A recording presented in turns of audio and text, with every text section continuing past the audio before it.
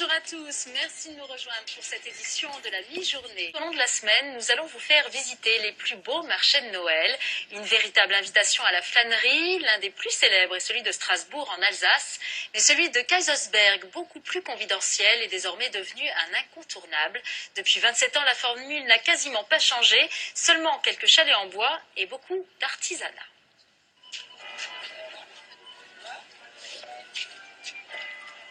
S'il est un endroit en Alsace où l'esprit de Noël a su garder son âme, c'est à Kaysersberg.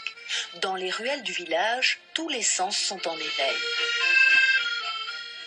Un peu comme dans un tableau du célèbre peintre alsacien Hansi, Amélie et sa sœur réchauffent les cœurs et les oreilles. Les morceaux de Noël, ça fait toujours du bien à entendre, surtout quand il neige comme ça. Et puis, pour nous faire un peu d'argent de poche aussi.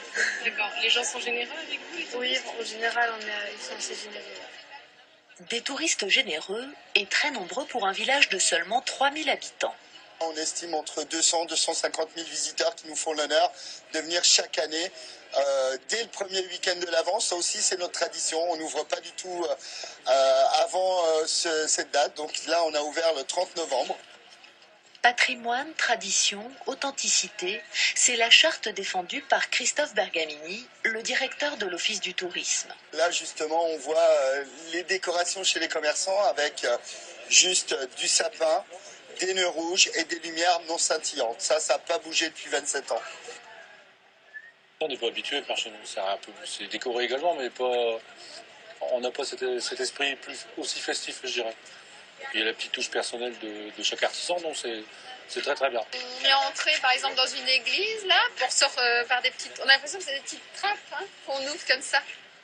Adossé à l'église, justement, le marché de Noël, ses 30 cabanons et l'incontournable vendeur de marrons au chaudron. Chaud les marrons, chaud, chaud.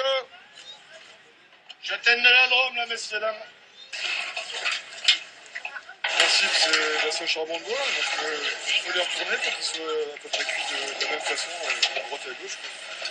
C'est un des stands historiques, c'est aussi l'un des plus courus du marché. C'est bon, mais c'est chaud, hein. Oula. C'est bon, hein. Ça brûle la gorge? Ah oui, mais ça fait du bien. Peu de nourriture dans les chalets, mais de l'artisanat d'Alsace ou d'ailleurs. Ici, clients et commerçants prennent le temps de se parler, d'échanger. Comment vous faites ça?